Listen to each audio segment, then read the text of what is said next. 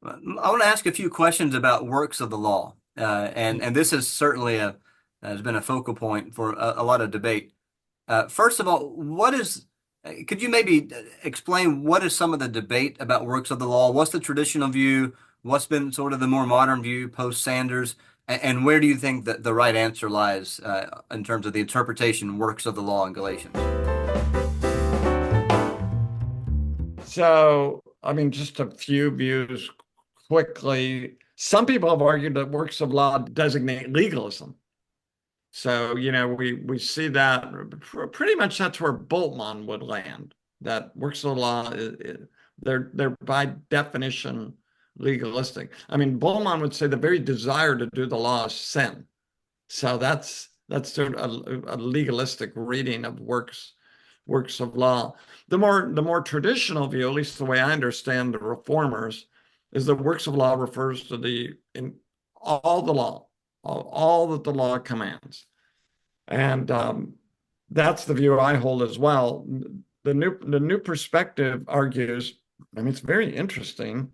They argue works of law. By the way, I mean, works of law, you only find it in Romans and Galatians, twice in Romans 3:20 and 28, and then Galatians 2:16 three times, then in 3:2 and 3:5 and 3:10. So Galatians is where that phrase occurs the most.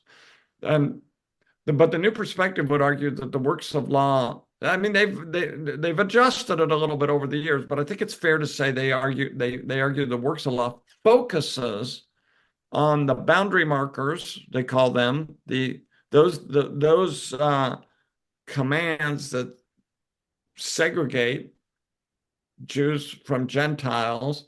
So they would especially circumcision, purity laws, food laws, and Sabbath. And it's true, right? You look at Greco-Roman writers at that time, and they will comment on these things, right? You can read these secular writers like Juvenal and Tacitus, and they'll bring up, the Jews, I'm putting it in popular parlance, but they're weird, right? They circumcise their kids. That's strange. They don't eat with us. They hate other people. They segregate from us because they won't eat with us, and they're lazy. Now there were Gentiles, by the way, who appreciated the Jews and even were proselytes and converts.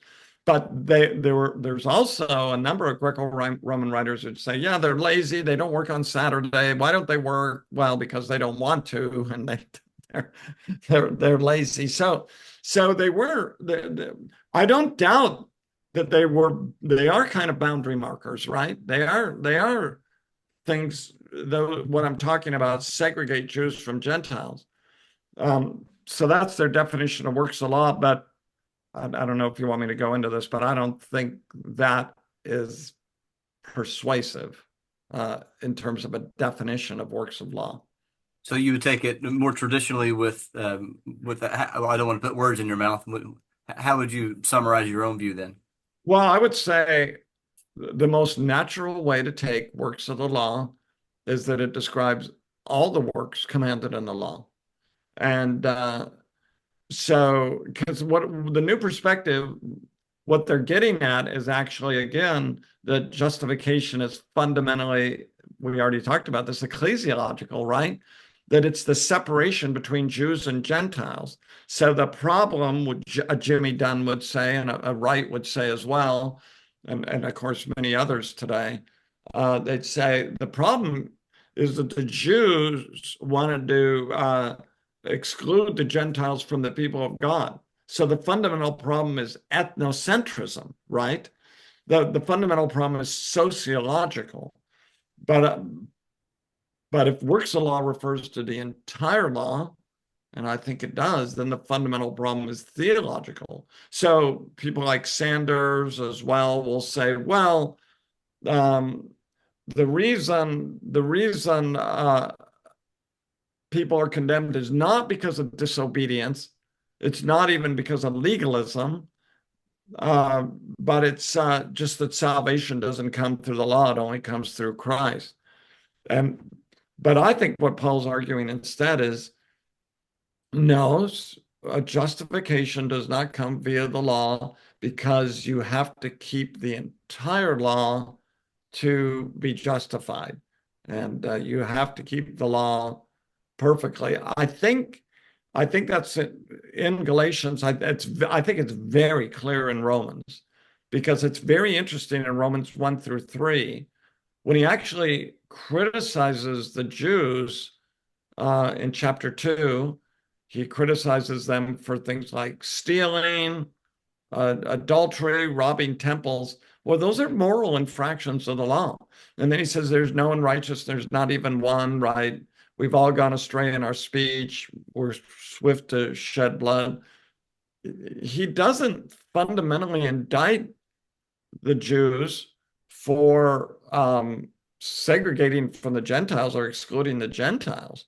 He indicts them for their wickedness, for their evil. So, and I think this is the problem with the legalistic view as well. Do I think there's a polemic against legalism in Paul? I actually think there is, but I don't think that's Paul's fundamental argument. I think his fundamental argument is the reason justification doesn't come through the law, and he uses that expression a lot too, just law without the word works. But justification doesn't come via the law or through the works of the law is because of human disobedience, because of sin. Romans 3:23 sums it up nicely, right? All have sinned and fall short of the glory of God. And the interesting thing is, if you read Luther and Calvin, they really had this debate with the Roman Catholics because the Roman Catholics wanted to argue in their day, well, when it says you're not justified by the works of the law, it refers to the ceremonial law. Well, that's pretty much what the new perspectivists are saying. So, I didn't know this when I first entered into this discussion, but when I read Luther and Calvin, I was like, well, okay, no, this is not even new. Hmm. It hasn't. There's new permutations to it, but we've seen this before, Hmm. and I think you just go back and read Luther and Calvin. Uh, I think they're very convincing on this. Uh, Back when I was in seminary, we wrote an exegetical paper on Galatians, and I had to pick a passage. I picked Galatians 3:10 to 14. And I did not know what sort of minefields I was stepping on when I picked that passage. And Yeah, your work was helpful as I've been thinking through this over the years. But that first phrase there in Galatians 3:10 is all of those characterized by works of the law, ex ergon nomu. And English translations often say something like rely on works of the law. And then you get to the new perspective arguments, and it's saying that's particularly those who are characterized by the law, that is the Jewish people. Maybe you could comment on what does that mean, those as many as are of works of the law in Galatians 3:10. Does that refer to everybody? Does that refer to a subset of people? How would you and do you like that translation, all who rely on works of the law? yeah. Well, I think it's very important. I mean, to look at the Old Testament text he cites, because the way I understand the argument in those verses, in verses 10 through 13, in every case, what we have is we have a Pauline statement and then an Old Testament text. And I think what we see there is a very, very compact, very dense quick summary of Paul's theological argument, which is why, rightly so, there's so much discussion on what's going on there.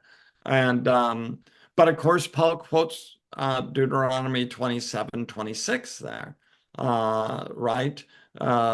Where we see that and he adopts this Septuagintal reading that you must abide by all things. You must keep all things written in the book of the law to do them. So I take that statement as absolutely crucial in interpreting the first part of the verse. And he speaks of doing, poiao, doing the law, and doing all the law. So I would say it isn't only restricted to the Jews, but as many as put themselves under the works of the law for justification. It applies to everyone who attempts to follow the law. And I think Paul's argument is which is a traditional reading of the text. Paul's argument is you must do all the law, and I think he's also alluding to, I think it's Deuteronomy 28, verse 58. You must do all the words of this Torah. And it's very interesting in Deuteronomy 27, Paul lists, I mean, not Paul, Moses lists the various commands that are given, right? Don't mistreat a blind person, don't set up an idol. A lot of these sins have been done in secret when we look at that list in Deuteronomy 27. And then verse 26 is a summary statement. And these are all commands that must be kept. And so I think even the Old Testament context is saying the law must be observed, the law must be kept to belong to the covenant. Now, the implied premise, one thing Paul doesn't say in that verse is that no one does what the law says, right? Because as many as of the works of the law are under a curse, for it is written, cursed is everyone who does not abide by all things written in the book of the law to do them. Well, he doesn't say no one doesn't. And that has been a matter of great dispute. But I believe that implied premise is there. Paul doesn't write, right? He doesn't write as a logician in a strict sense, but clearly his arguments are logical. He doesn't need to put the implied premise in there because it's obvious.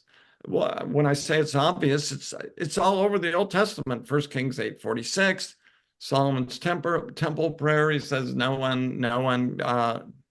one who is free from sin. We see in Proverbs 29, is Ecclesiastes is a verse, chapter 7, verse 20, I think.